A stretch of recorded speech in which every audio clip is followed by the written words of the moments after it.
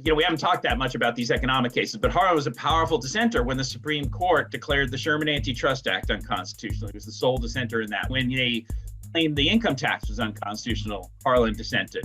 In the Lochner case, when they said all labor regulations per se were unconstitutional, Harlan dissented. So he was coming from a very different place. He wanted to be true to his life experiences. We talked about the years leading up to the Civil War. We talked about the relationship with Robert Harlan. All of these things combined and were part of his values. And it didn't necessarily mean he was any less attentive to the strictures of the Constitution, because many people regard him as the first originalist, that he was defending the original intent and the specific text of the Constitution. But he did so also because he had a set of personal understandings and connections that opened his mind to possibilities that his colleagues did not have. Hello and welcome to See You in Court, the podcast that informs you about the Georgia civil justice system, what it means to you, and how it protects individual rights. This podcast is a collaboration between the Georgia Civil Justice Foundation and the Georgia Institute of Technology. Your hosts are Robin Fraser Clark and Lester Tate, who are both past presidents of the State Bar of Georgia and currently serve on the Board of Directors of the Georgia Civil Justice Foundation. And now this episode of See You in Court. Good morning, friends and lovers of the law, and welcome to See You in Court. I am Robin Fraser Clark, and with me is my co-host, the awe-inspiring Lester Tate. Good morning, Lester. How are you? Good morning, Robin. Good morning. It's nice to be up and inspiring all around, I hope. That's right. Just make sure you have plenty of caffeine. We're taping early this morning. That's right. We're excited about our episode today. A very interesting person with us, Peter Canellos. He's a writer and senior editor of POLITICO and has written a new book that we're going to be talking about. Let me tell our listeners a little bit about Peter. Peter S. Canellos is a longtime senior editor for POLITICO and formerly the Boston Globe, where he served as Washington bureau chief and editorial page editor, and oversaw 2 Pulitzer Prize-winning projects and 7 finalists. At POLITICO, he is currently managing editor for Enterprise, responsible for all investigative and magazine coverage. He is also an award-winning writer and editor of Last Lion, The Fall and Rise of Ted Kennedy, which was a top 10 New York Times bestseller. A graduate of the University of Pennsylvania and Columbia Law School, he has spent much of his career furthering the development of young writers. He is a lead organizer of a global fellowship program at the International Women's Media Foundation. He lives in Washington, D.C. and Great Barrington, Massachusetts. Peter's new book, The Great Dissenter, the story of John Marshall Harlan, America's Judicial Hero, is the profound tale of how a former slave owner, with the help of a once enslaved man who grew up alongside him and was believed to be his half-brother, changed American law. Peter has harbored an interest in Harlan since his days at Columbia Law School 3 decades ago.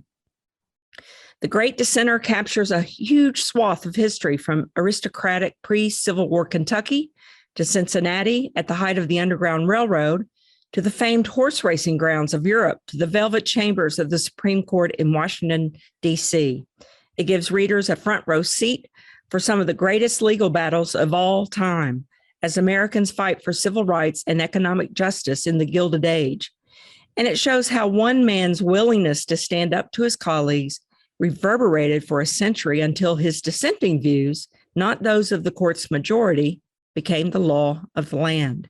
And it was named by Publishers Weekly as one of the best books in nonfiction in 2021. That's pretty impressive stuff right there.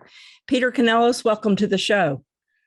Thank you, Robin, and thank you, Lester. It's great to be here. Yeah, welcome. I'm hoping you're going to help us sort out all of the Harlans and Marshalls on the Supreme Court, today. For a while, I thought you had to either be named Harlan or Marshall to be on the Supreme Court, like you had to be a Windsor to be Queen or King of England, Exactly, yeah. Yeah, we're going to hear a little bit of that, I'm sure, in the lineage involved. First, though, Peter, can you tell us our listeners a little bit about your personal story, how you got to be to where you are now.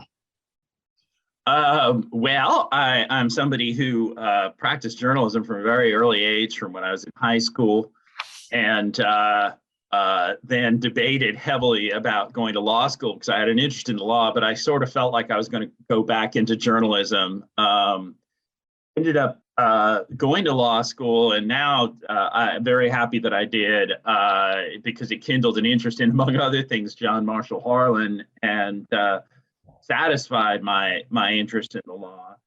But the vast majority of my career has been in journalism at the Boston Globe for 24 years and at Politico for the last 7 years. So, I've obviously, ridden all of the highs and lows of journalism over the last 30 years, which is a rocky path for some of the legacy outlets like Globe that had to suffer with the digital changeover, but also places like Politico that have really thrived in the digital changeover. So it's been a great sort of front row seat for the role of a journalist in society.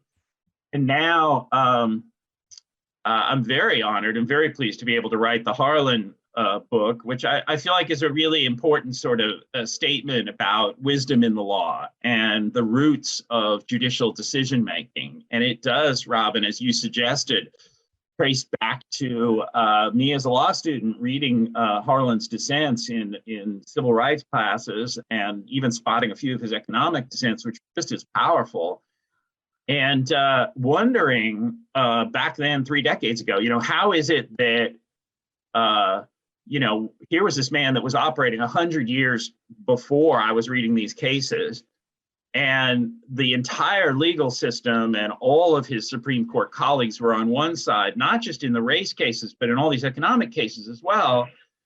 And he took this pretty much lonely dissenting posture in almost all these cases.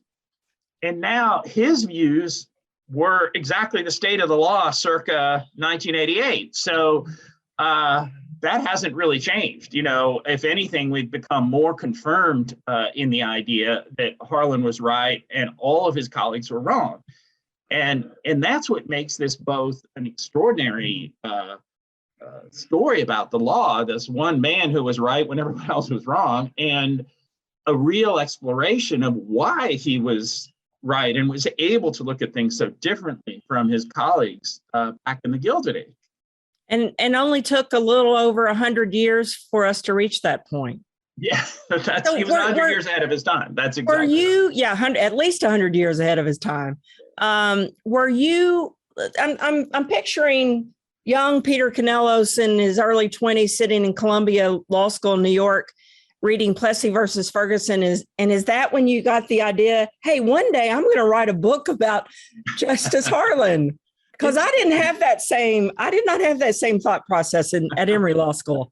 Yeah, truth be told, I was not thinking in those terms either. It was more like, when you're a young person and you read about a certain historical figure or a certain contemporary figure that's older or something, these thoughts and these actions about these people and what they did stick in your mind. They're just kind of interesting, different figures, different stories. And I imagine everybody kind of carries around some of these.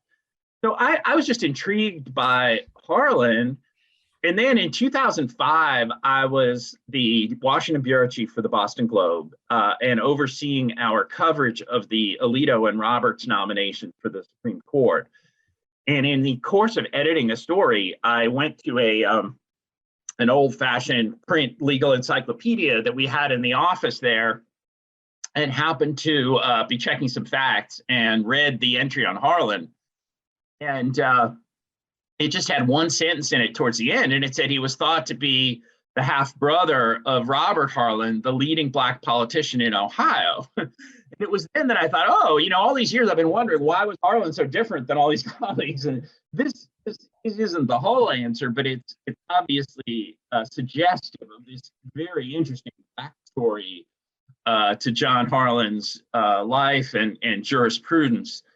And it was then in 2005 that I began envisioning it as a book. And then, just the normal like career paths of taking different jobs and all that, I wasn't able to devote a lot of concerted time to it until the last, 5 years or so. How long would you say it took you to write the book? Well, I think people who write books know that like conceiving of the book is actually the most difficult part. So, that took place over a period of decades. Once you actually sat down to work on it, and I was very pleased to be able to hire a couple of young journalists to like look up records and do other forms of research, especially online records, because people of our generation are not quite as good working computer records, to find things like African-American newspapers that have just been digitized within the last 10 years, 15 years.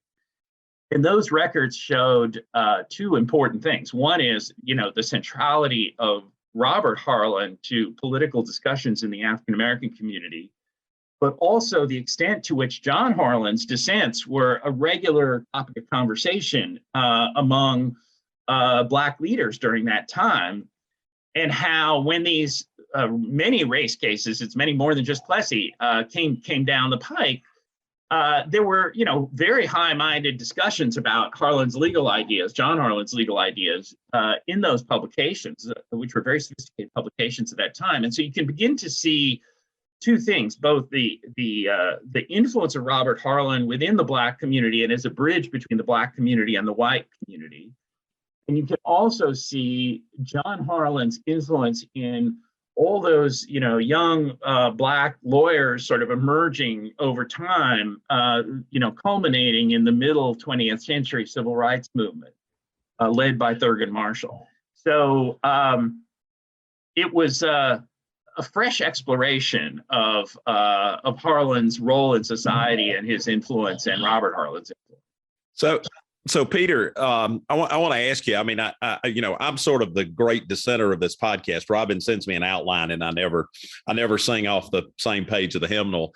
And I think one of the things, I think I'm correct about this, you've also been portrayed on the silver screen in the movie Spotlight, which is one of my favorite movies, which was about the Catholic Church scandal, sex abuse scandal, and watching that. And I started before I went to law school, I was a congressional press secretary, so I've been a quasi, journalist involved person.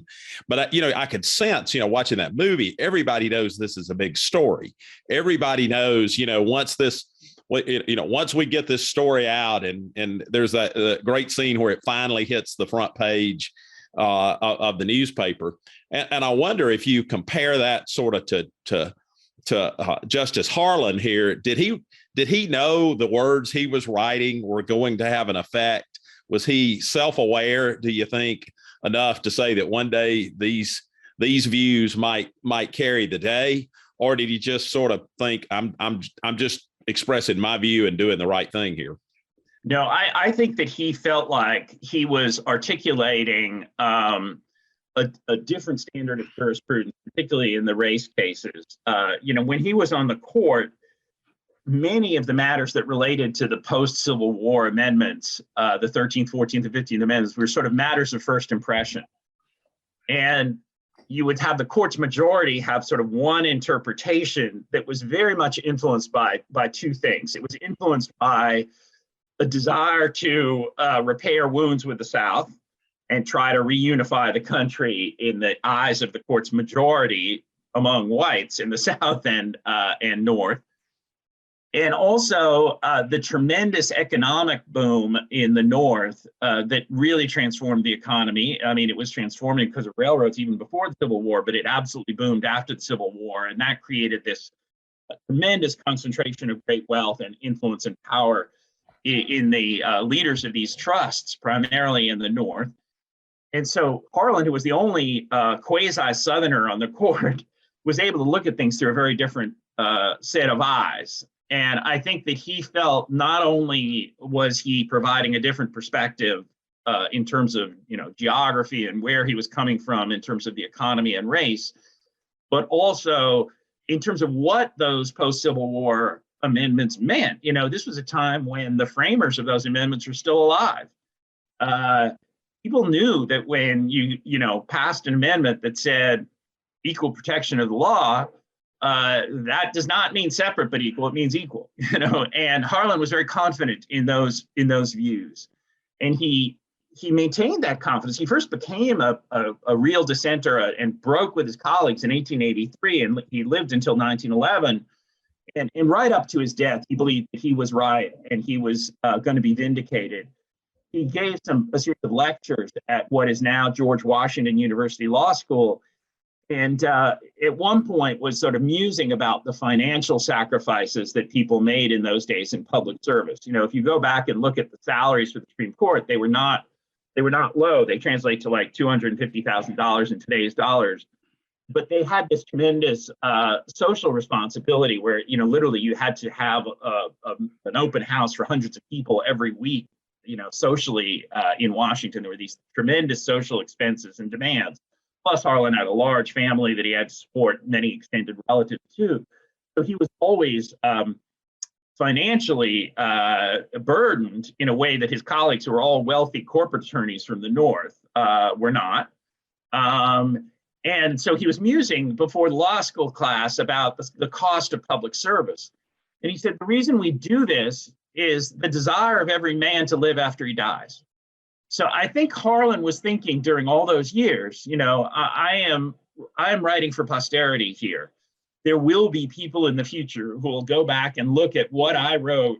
And, what he wrote was both technically interesting in terms of his interpretations of the law. He was the first justice to propose what we now call the incorporation doctrine, to say that the 14th Amendment incorporates the Bill of Rights and applies it to states. So many of today's legal innovations were proposed by Harlan, but he also was a forceful kind of moral dissenter. I mean, he would scold the court for violating the original intent of the Constitution. And I think he felt like those words were aimed at future generations, and that future generations would see them in clearer light than his colleagues were in the 1880s and 1890s. And he was right.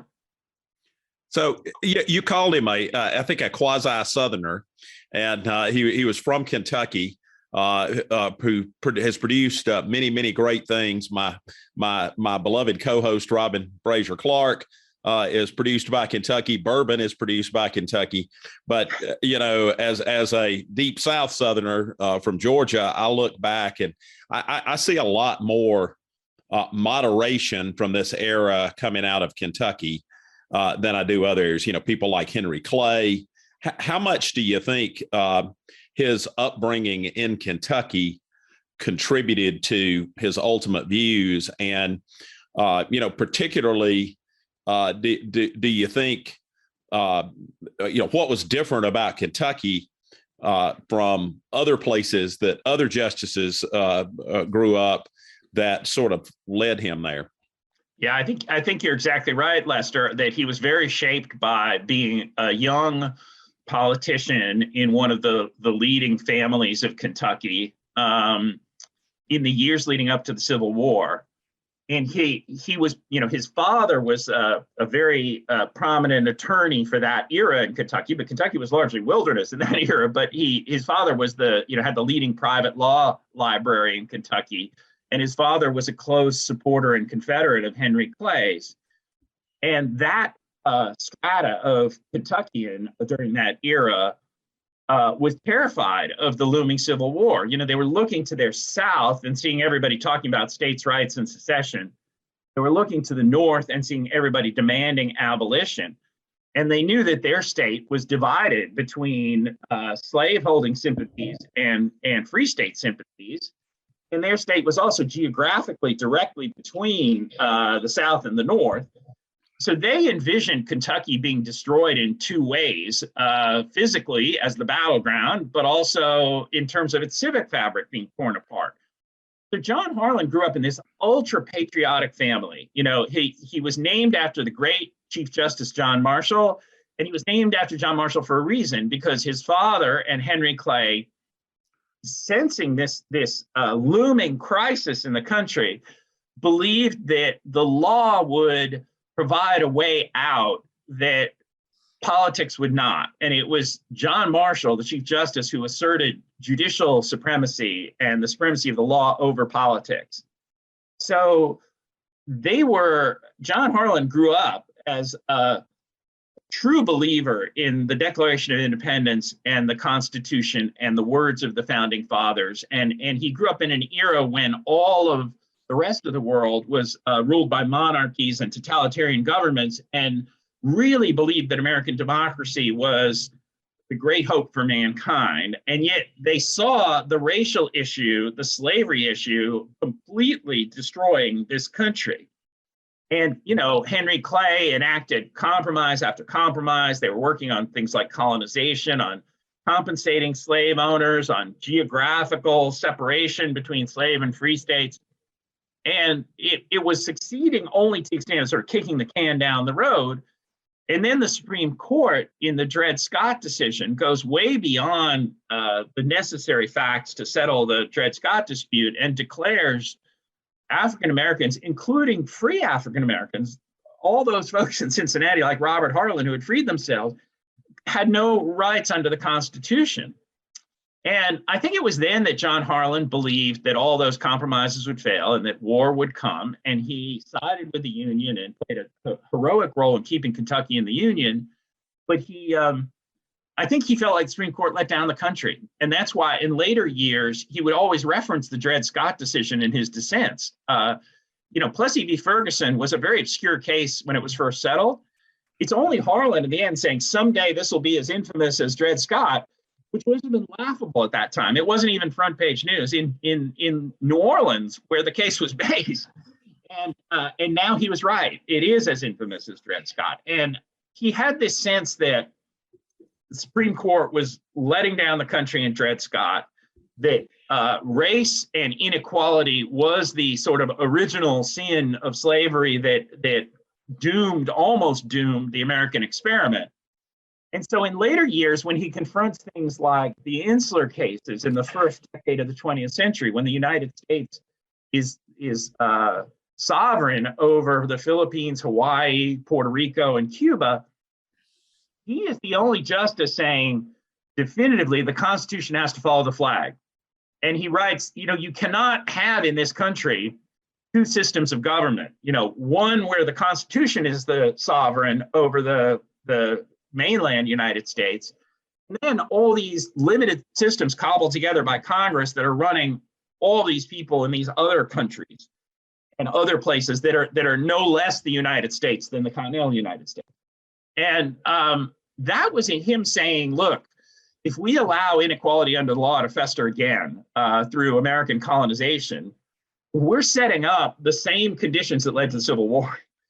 So the lessons of the Civil War era, the lead up to the Civil War, were always on his mind, even 30 years after the Civil War. You've mentioned his brother or half-brother, Robert Harlan. Can you tell our listeners a little bit about that story and how having Robert as his half-brother more than likely influenced his views on equality? Robert Harlan became a prominent person. So there were a lot of newspaper stories written about him, both in the Black press, but also in the mainstream media of the time, the Cincinnati Enquirer and places like that. And it's an amazing story. He was born in Southern Virginia, a place called Mecklenburg County, Virginia, enslaved on a plantation. His mother, a woman of mixed race. And when he was 8 years old, the story was that he and his mother made this perilous 450-mile journey to Kentucky to find his father. Now, the place they went was Harlan Station, which was essentially a family town. So that's strongly suggestive that they believed his father was a member of the Harlan family. And through a series of transactions that nobody can completely unravel, 8-year-old Robert became owned by James Harlan, who was the father of John Harlan. And the mother ended up being sold down south to Louisiana. But we don't know how all these transactions sorted out or what happened there. But we do know that James Harlan, who was only 24 when he acquired Robert at age 8. So there was speculation in later years that this could have been some sort of sexual initiation in Virginia, because James Harlan's mother's family was from Mecklenburg County. So the thought was that, maybe James or one of the other Harlan men was down in Mecklenburg County visiting the in-laws, and that's when Robert became conceived. But one way or the other, James Harlan took a very special interest in Robert, and as he continues to have 9 children with his wife, Robert still had a sort of special place of interest, even though he was technically enslaved in the family. And so James tried to educate Robert, but they wouldn't take him because he was African American.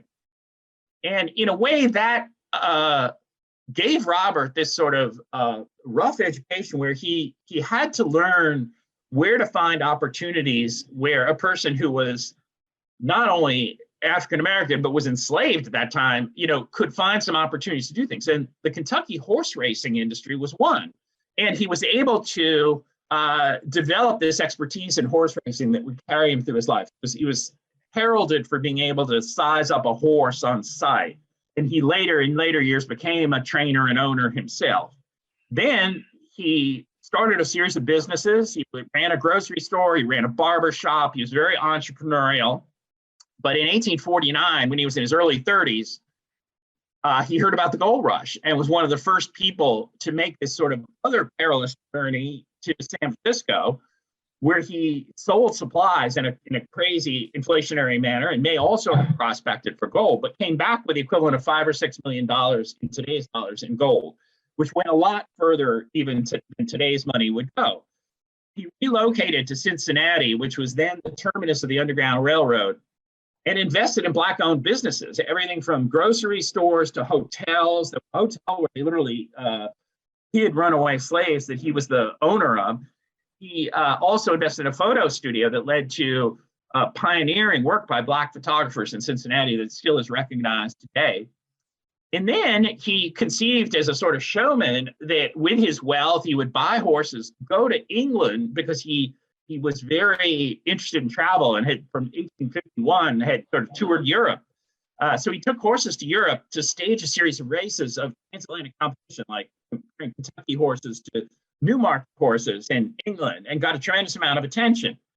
And then he came back after the Civil War from England and became the leading Black politician, the leading Republican politician a Black Republican in Ohio, which was then the swing state, the state that determined the presidency. So he was on a first-name basis with Grant and Garfield and McKinley and Harrison, all these Republican politicians that became president from Ohio. And the New York World, a newspaper, said Robert Harlan's influence over the Black community is greater than anybody except for Frederick Douglass. He was like in their mind, the number 2 Black leader in the country. And he worked very closely with the Republican Party. So when John Harlan, after the 1876 disputed election, Rutherford Hayes promised to put a Southerner on the court. And John Harlan from Kentucky was the only sort of quasi-Southerner whose views were sort of acceptable to the North. But at the time, Congress was controlled by Northern Republicans who were still very supportive of civil rights and doubted John Harlan's commitment to civil rights. And Robert Harlan vouched for him. So Robert Harlan probably played a role, we don't know how much of a role, but a role in sort of repairing John Harlan's reputation from having been a slave owner to being a supporter of civil rights, to get him on the court. And then when we talk about him being the only Southerner, which he was, it's a very interesting evolution, because all of the Northern justices had what for the time would be considered perfect credentials on race. They were all supporters of the Civil War and at various points supporters of abolition, at times when John Harlan was not. And then as years went by, and those justices became very interested in sort of repairing relations with the South for economic purposes, among other things, and were very wary of offending white Southerners, John Harlan was the only person who had personal experiences with Black people. So he had a friendship and relationship that extended well into their careers and adulthood with Robert Harlan. He was also a personal friend of Frederick Douglass's. And just from living in Kentucky, he knew many free Black people and had a personal set of associations that made a big difference to him. The Northern justices did not. So when people started talking about either racial inferiority or the idea that Black people had been held in a childlike state under slavery and needed many years to be able to become real citizens, Harlan knew that was bunk and sort of said so, and the Northern justices kind of accepted it. So it was quite an interesting transformation where the Southerner became the enlightened figure on civil rights and the Northerners became the villains in civil rights. It's still fascinating that you say all the Northern Supreme Court justices had their what we would call the bona fides of abolitionists or freedom, and yet it was John Harlan who dissented in Plessy. And I think you write about how the Northern justices may never have even met a Black person, and here John Harlan had been raised with one. I can't help but think that framed his whole view of equality and rights, civil rights. I think it did too, and it certainly led him also to have personal interactions with Black people, even during the height of segregation. And one of the things that's very sad is you see the extent to which segregation completely separated the country. In that before the Civil War, Frederick Douglass was a very sought-after person among progressive whites in the North. He was a house guest on Beacon Hill and in chambers of New York and places like that, where people wanted to hear him talk about the evils of slavery. After the Civil War and during the period of segregation, people closed the doors on him. When, at Frederick Douglass's funeral was held in Washington, D.C., and none of the leaders of the country, white leaders of the country, came except for two. John Harlan, the only member of the Supreme Court to show up, and John Sherman, who was the brother of General Sherman, William Tecumseh Sherman, and was a progressive senator from Ohio. They were the only two white figures to show up at Frederick Douglass's funeral. This man who was, hailed by white liberals before the Civil War, they turned on him. They completely excluded him. It was also striking when John Marshall Harlan himself died. There were spontaneous memorial services in cities across the country, all Black services in Black churches.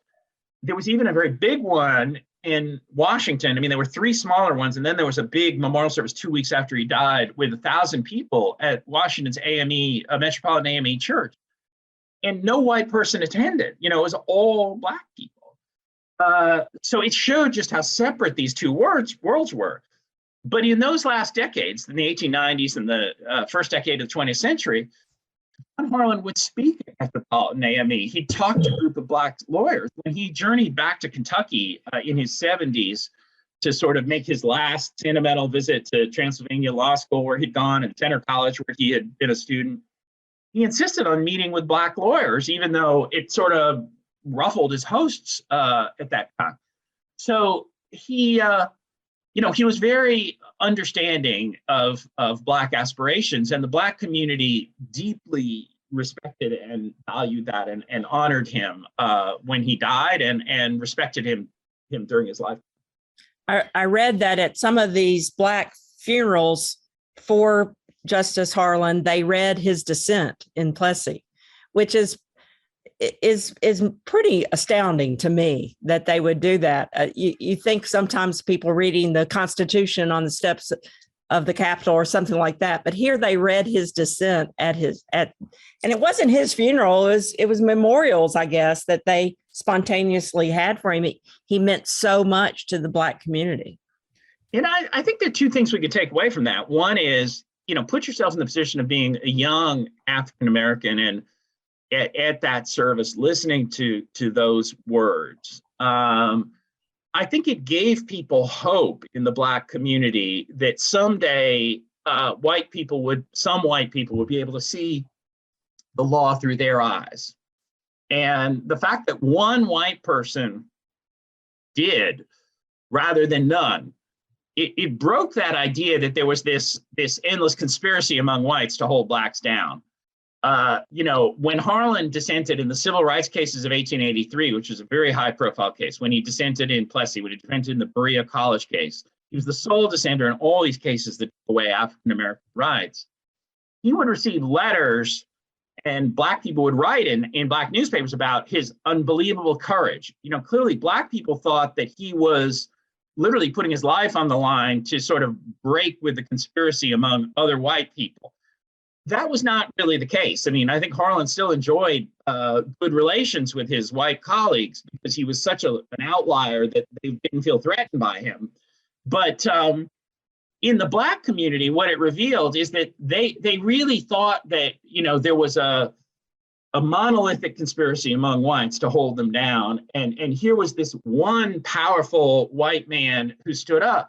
And there were these very moving editorials written when he died about, what is going to happen to our race now that the only person who supports us is dead.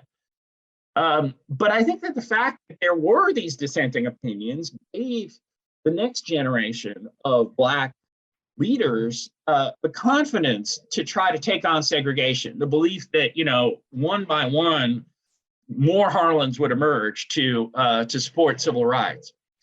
The other thing that you can take away from reading the Plessy dissent at Metropolitan AME and other places is how the Plessy dissent was that very rare judicial opinion that sort of reaches into the foundational principles of the country. The lines in his dissent, the Constitution is colorblind and neither knows nor tolerates classes among citizens. The humblest is the peer of the most powerful. There is no caste here. These are the kinds of statements that are designed to inspire people and to go to what it is that makes the United States different from every other country on earth, that commitment to equality that isn't just sitting there in the 14th Amendment plainly and in the Declaration of Independence, but it was part of what made America America. And Harlan is appealing to white people and Black people's sense of patriotism and commitment to these ideals in a way that Lincoln did, but no judicial figure really did other than Harlan. So, today we remember that Plessy dissent as one of the great documents in legal history. And I think people don't even, appreciate the extent to which it was the inspiration for so many people who then carried the fight into the next century on civil rights, like people like Thurgood Marshall. So I'm going to ask you to put your lawyer hat on for just a minute, because you're trained as a lawyer as well as a journalist. I'm going to avoid repeating that quote about those who fail to learn the lessons of history. But we currently have a vacancy on the United States Supreme Court. And so there's a lot of debate about who or what kind, not just who, but what kind of background, what kind of person, should fill that vacancy.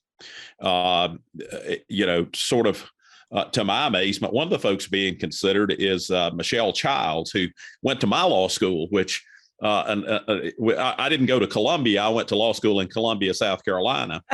But it seems to me that now we talk a lot about potential Supreme Court justices, educational background, almost all Ivy League folks. For a while, I think they had somebody on the court from from all the 5 boroughs of New York, at one time. But we don't have a lot of Hugo Blacks who grew up in abject poverty in Clay County, Alabama, or really Lewis Powell's, who were sort of, a line at the trial bar. He'd been president of the ABA and things like that. What, from your study of Harlan, what's the most important thing? Your educational background or your upbringing, or what kinds of things should a president look for to get somebody like the Great Dissenter? And maybe even more to the point, are there any more John Marshall Harlans out there? I think they probably are John Marshall Harlan's, but they would not fit the bill necessarily in the very narrow way that we choose Supreme Court justices today. And I agree with you, Lester, that an important part about the Harlan story is talking about the importance of life experiences. We talked about how Harlan, just simply from coming from Kentucky, came from a very different economic place than all these Northern corporate attorneys who had what we today would consider a tremendous bias in favor of these trusts that were setting prices and wages throughout the country, but were serving to enrich New York and New Jersey primarily, but other Northeastern areas as well, even as a disadvantage tremendously places like Tennessee and Kentucky. And we haven't talked that much about these economic cases, but Harlan was a powerful dissenter when the Supreme Court declared the Sherman Antitrust Act unconstitutional. He was the sole dissenter in that. When they claimed the income tax was unconstitutional, Harlan dissented. In the Lochner case, when they said all labor regulations per se were unconstitutional, Harlan dissented. So he was coming from a very different place, and he wanted to be true to his life experiences. We talked about the years leading up to the Civil War. We talked about the relationship with Robert Harlan. All of these things combined and were part of his values. And it didn't necessarily mean he was any less attentive to the strictures of the Constitution, because many people regard him as the first originalist, that he was defending the original intent and the text, the specific text of the Constitution. But he did so also because he had a set of personal understandings and connections that opened his mind to possibilities that his colleagues did not have.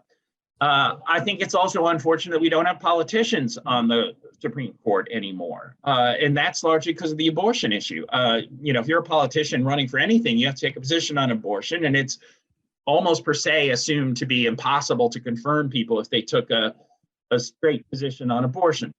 So we're missing a lot of life experience on the Supreme Court. And people talk in terms of, including more people of different racial backgrounds and genders and all that, which is very, very important. But life experience is also important. And, there is a sense in which the Supreme Court has some of the characteristics today of sort of a faculty lounge debate, as opposed to, people really grappling with what is the best result for the country, Yeah, it seems like, good way to put it. I love it's from Spoon River Anthology. They talk about a judge who's a picker of rags in the rubble of spites and wrongs. And, that's sort of what the Supreme Court seems to do today. And we talk about constitutional scholars or constitutional scholarship, which I think is sort of an oxymoron because, when David Boies defended CBS in the Westmoreland libel trial, somebody asked his wife, can he really do this? He's not a First Amendment lawyer. And she said, it's a very short amendment. I think he can learn it.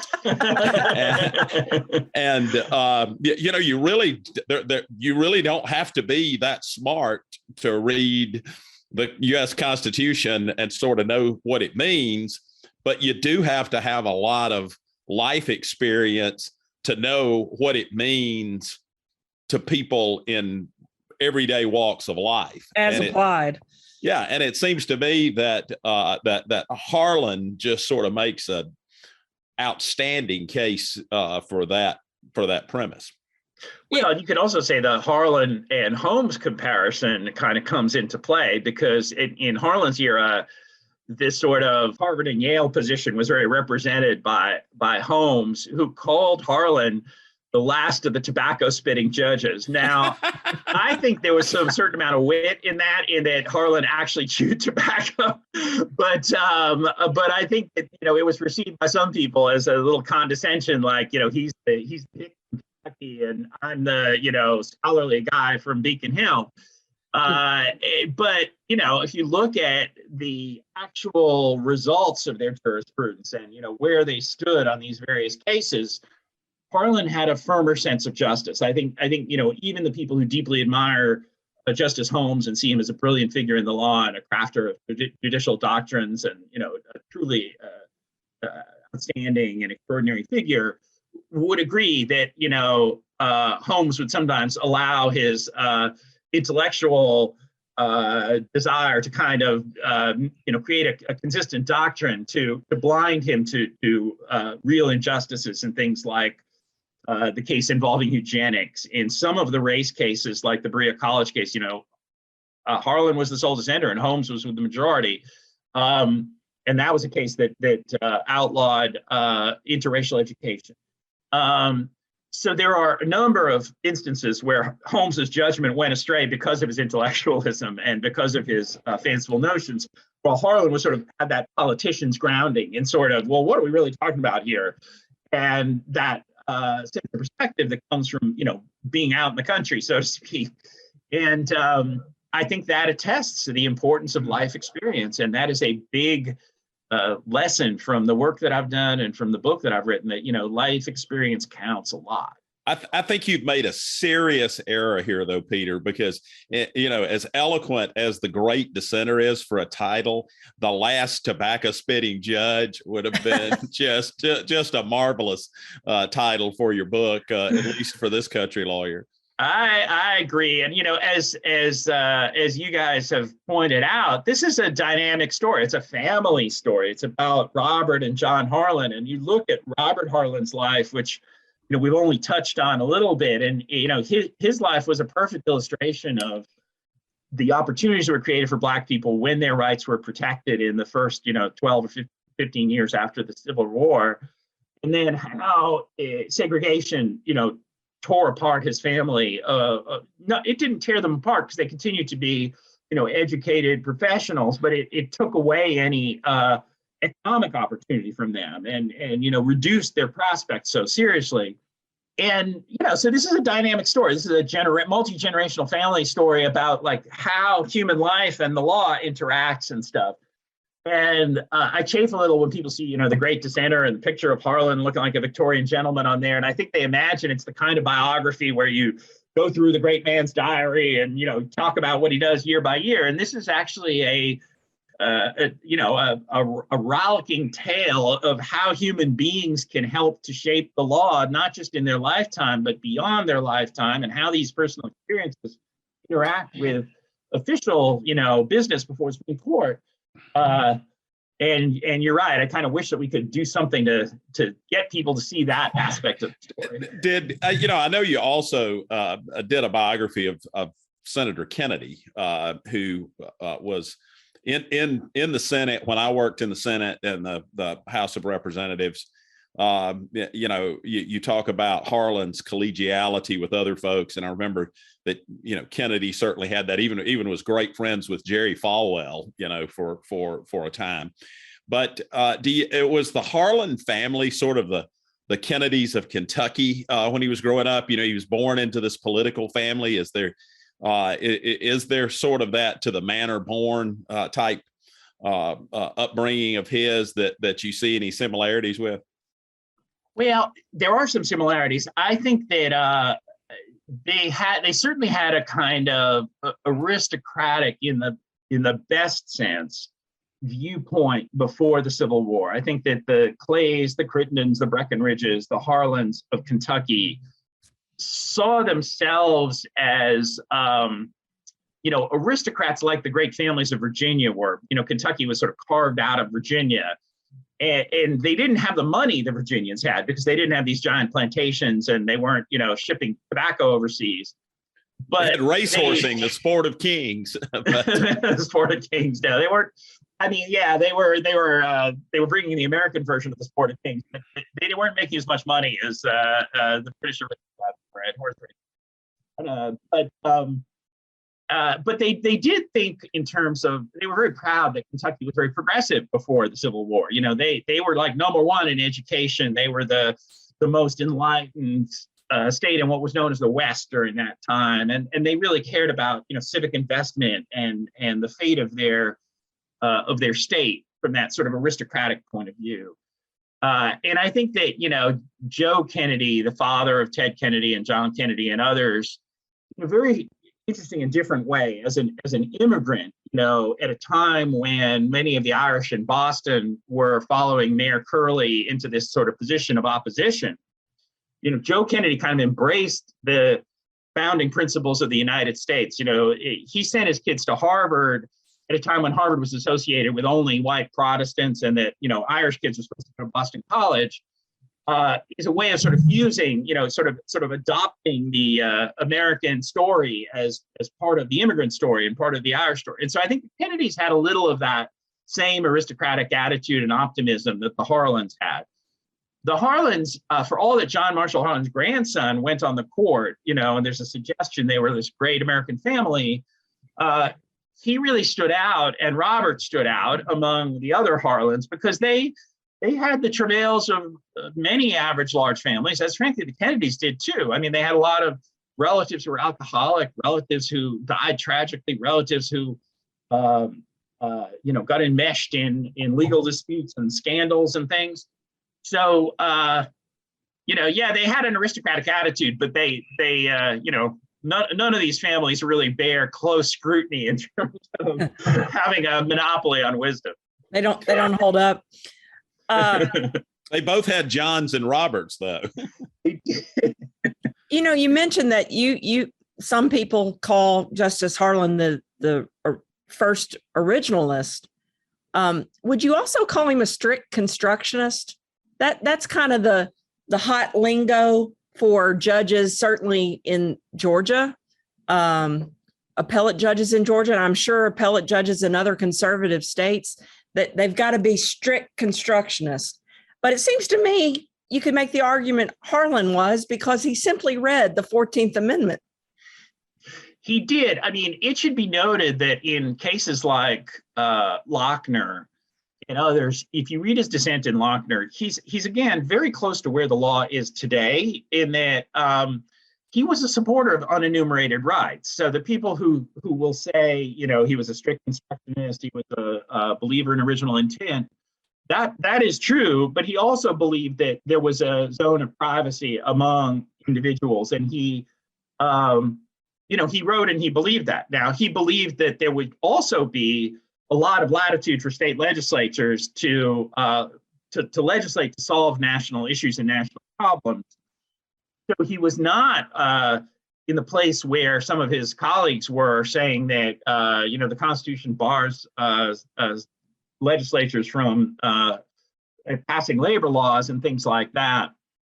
But to the extent that, the Roe v. Wade dispute kind of dominates a lot of legal discussion these days, it's an intriguing question where Harlan would be on that, and you could make arguments for either side. But it is not true that he was such a strict constructionist that he would never enforce an unenumerated right. He did believe, or perhaps find a right of privacy. Yes, in there somewhere.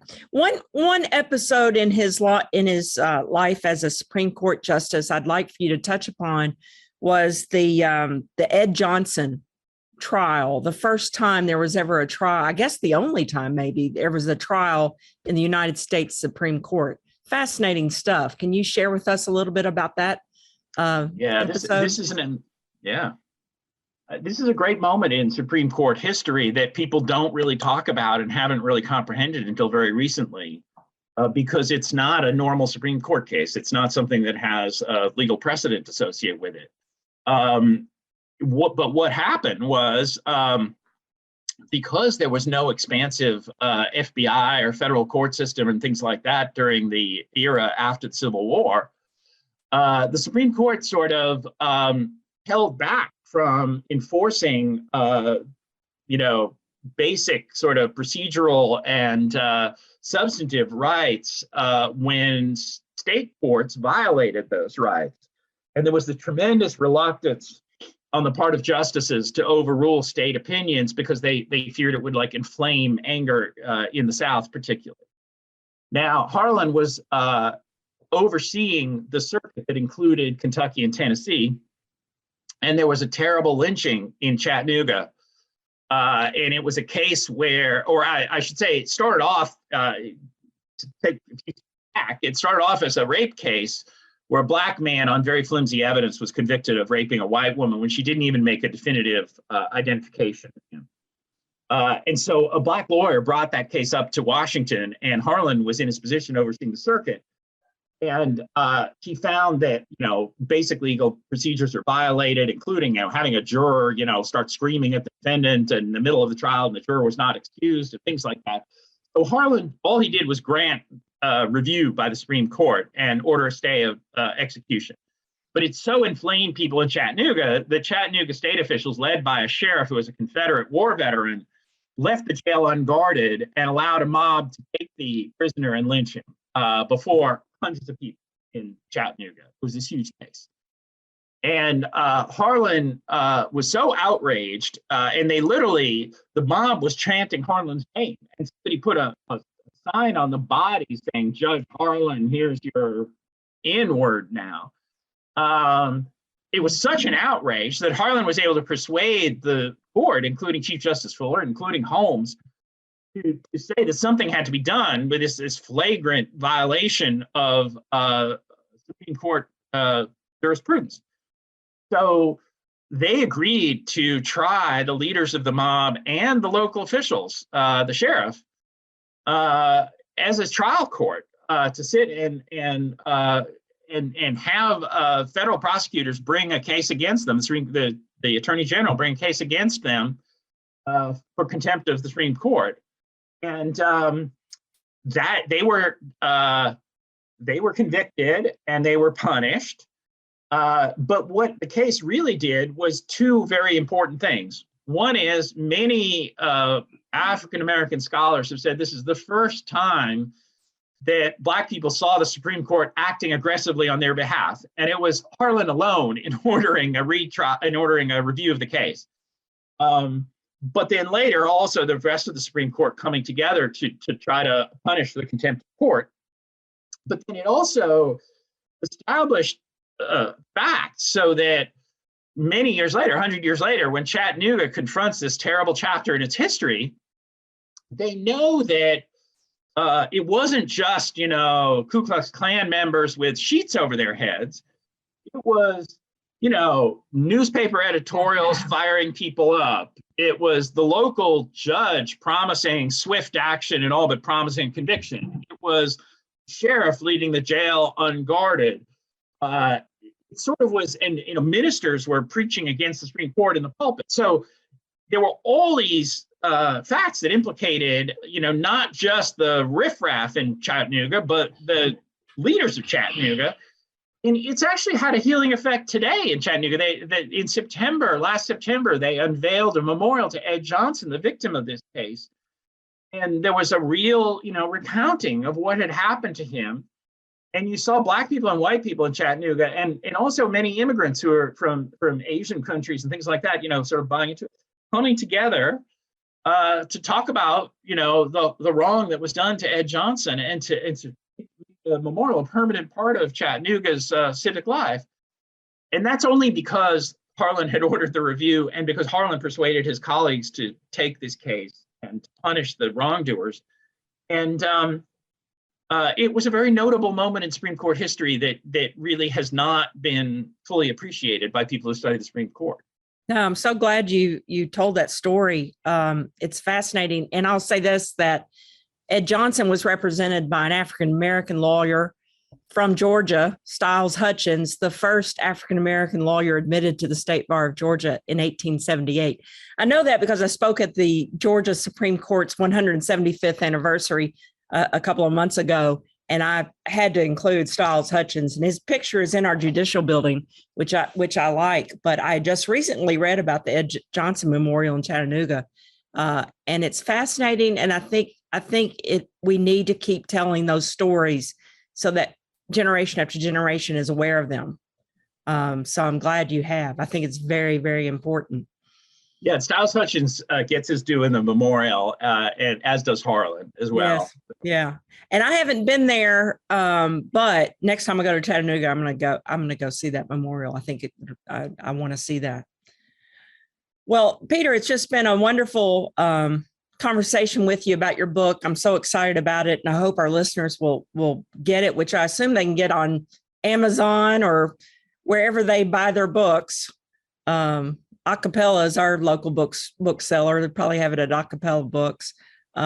Is there an audio version? Absolutely. It's a great audio version. Right. You get a great audio version. I'm an auditory learner. I like those. Yeah. I'm an auditory learner. I love those that come out in audio so I can listen. Although with the advent of COVID, I'm not in my car as much as I once was. But one thing I wanted to ask you too before we close about the book, Peter, is that I understand a portrait of Justice Harlan hangs in the conference room, the Justices Conference Room of the United States Supreme Court now, and that Justice Roberts purposefully put it there. Now, I don't know the backstory. I'm wondering if you have any thoughts about why Justice Roberts picked the portrait of Justice Harlan to hang in the conference room of the Supreme Court justices.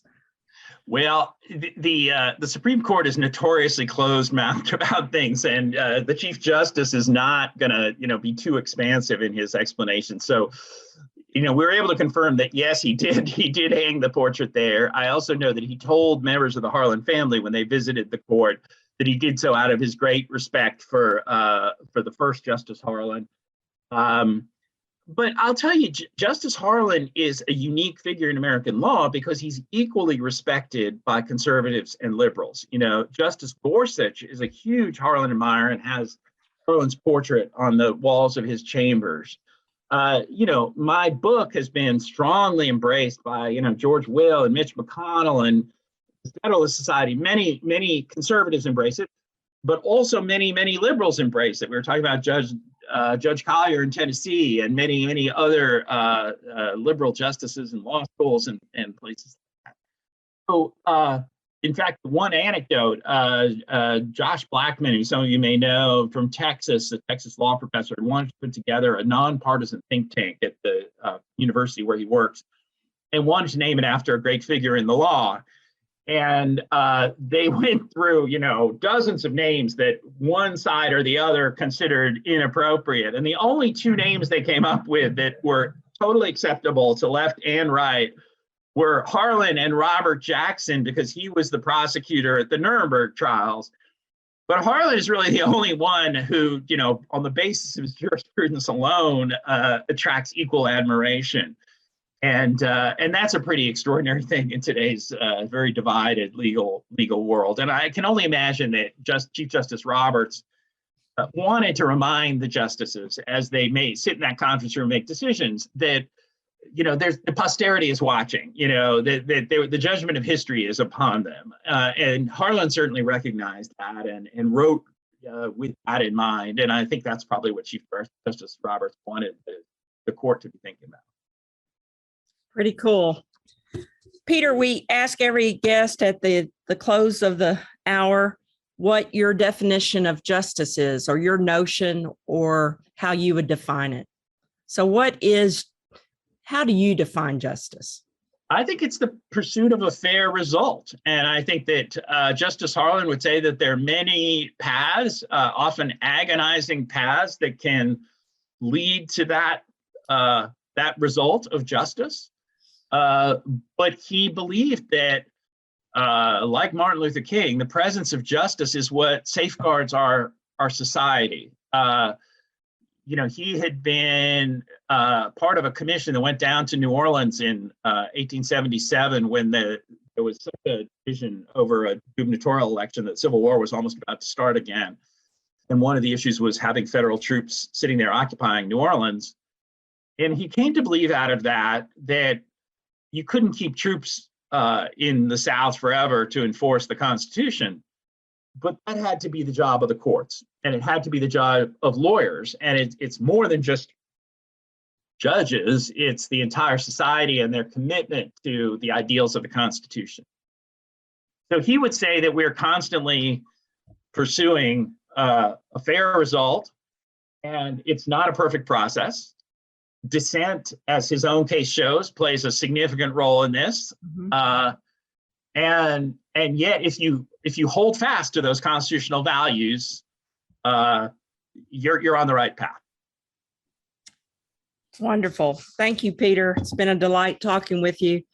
We've been talking with journalist and author Peter Canellos. You can get his book, The Great Dissenter, The Story of John Marshall Harlan, America's Judicial Hero, on Amazon, in Kindle, paperback or hardback. And you can follow Peter on politico.com and on Twitter at Peter Canellos. So thank you so much, Peter. It's been wonderful. Thank you, Robin. Thank you, Lester. It's been great.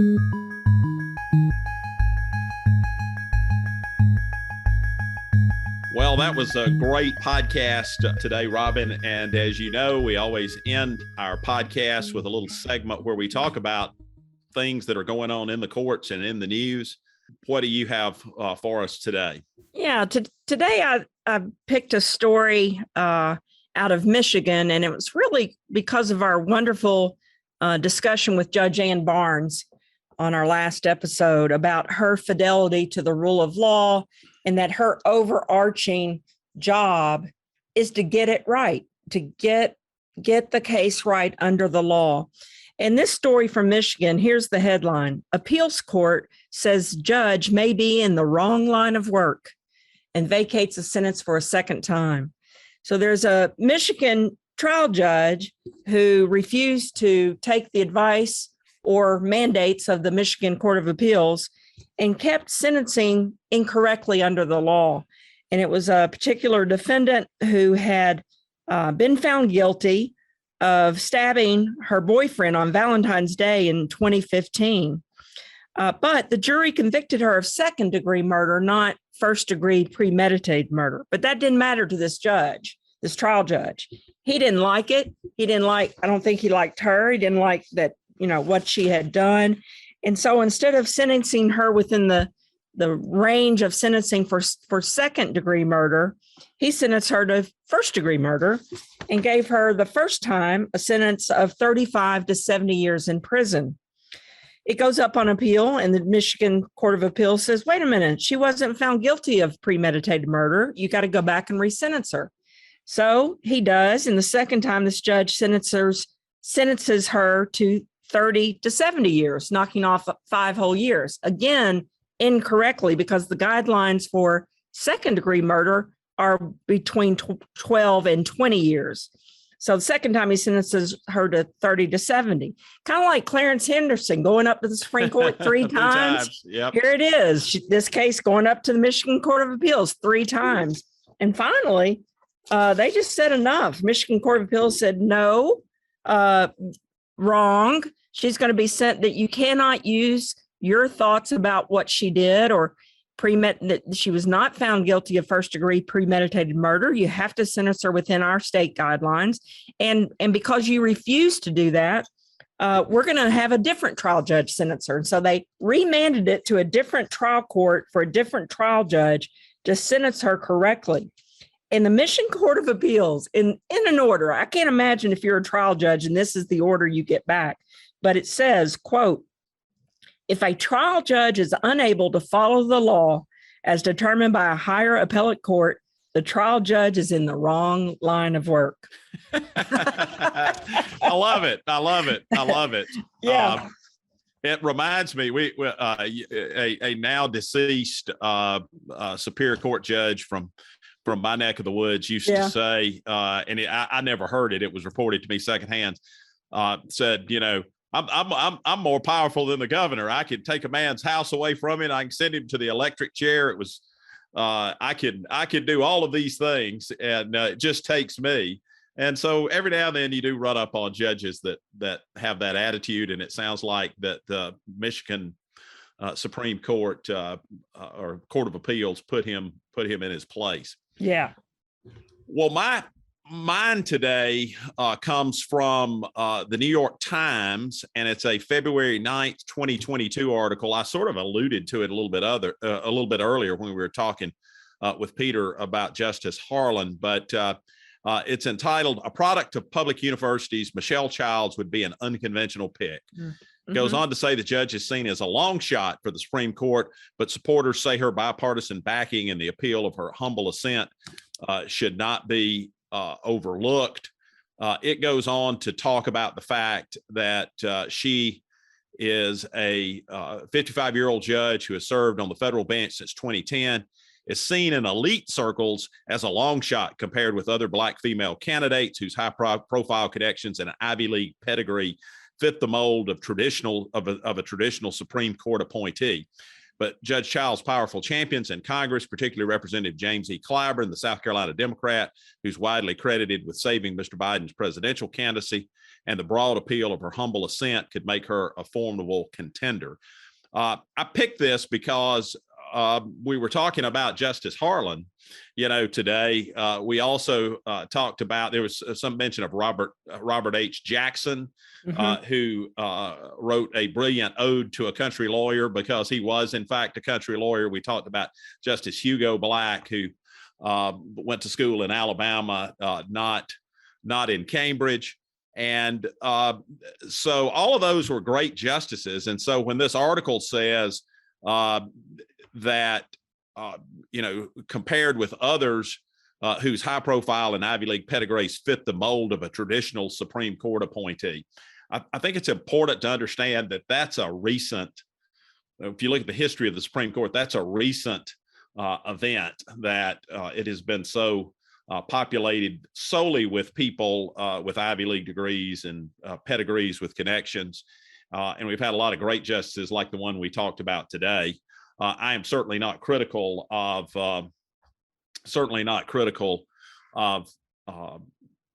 people who have Ivy League degrees. That's a tremendous accomplishment. Yes. But I also think that people with diverse backgrounds are able to see things sometimes. And I, while not trying to instruct President Biden on whom he should pick, think that Judge Childs would make an excellent choice. Well, let me say about that. I was listening to another podcast called Advisory Opinion yesterday, and they kind of handicapped, wouldn't say it's a race, but they handicapped the nomination. And they've now put her, Judge Childs, in the lead by a length from the other folks, based on Clyburn's support. That all things being equal, if Childs is the same as any other, but you can do a political favor payback with it, why wouldn't you? So that's one thing. Secondly, Lindsey Graham, Senator Graham, has come out in support of her, said she's eminently qualified. And so you're going to, let's say, God forbid, something happened to one Democrat voting, something happened and we needed a Republican vote. Well, Lindsey Graham's going to vote for her from his state, and he knows her and says she's qualified. So there's a lot of little extra reasons that they pointed out on this podcast, which I tend to agree with, why she may be the front runner. Well, another thing that is not, I don't think, in this article, but having gone to law school in South Carolina, state court judges, and she was a state court judge before she was a federal judge, are elected by the legislature. And so the legislature in South Carolina is very Republican. So she's gotten Republican votes for election or confirmation before. So I think that I hope she's got a pretty good chance. And I was teasing our guest earlier, who was a graduate of Columbia Law School. I only went to law school in Columbia, South Carolina, but maybe the other Columbia will get a pick this time. We'll see. And he says the word is that President Biden will make his selection before the end of the month. So we'll be looking forward to that. It'll be interesting. Absolutely. So we want to thank our sponsor, the Georgia Civil Justice System. You may learn more about the foundation at fairplay.org. We also thank our producer, Raz Mishner, and all of our listeners. If you want to learn about more about me, which is doubtful, you can go to Aiken-Tate or aikentate.com. And you can learn more about our my lovely co-host, Robin Fraser Clark, which I'm sure you will want to, at georgiatriallawyers.net. You can learn more about the podcast at cuincourt.squarespace.com. We hope you subscribe to the podcast and share it with your friends and family, and we'll be back to join us next time. And until next time, we will see you in court. Thank you for listening to See You in Court. brought to you by the Georgia Civil Justice Foundation and the Georgia Institute of Technology. Please subscribe to this podcast and consider writing a review. You may find related documents to this week's episode on our website, seeyouincourt.podbean.com. Please send any questions, suggestions, or ideas to seeyouincourtpodcast@gmail.com. The producer of this podcast is Raz Misher. We thank Noreen Hassan, Associate Professor and Director of Outreach and Community Engagement of the Georgia Institute of Technology School of Literature, Media, and Communication, and the Georgia Tech students who help bring you this podcast. I'm Fred Smith, Executive Director of the Georgia Civil Justice Foundation. You may learn more about the foundation at fairplay.org. On behalf of Robin Fraser Clark and Lester Tate, until our next episode, we'll see you in court.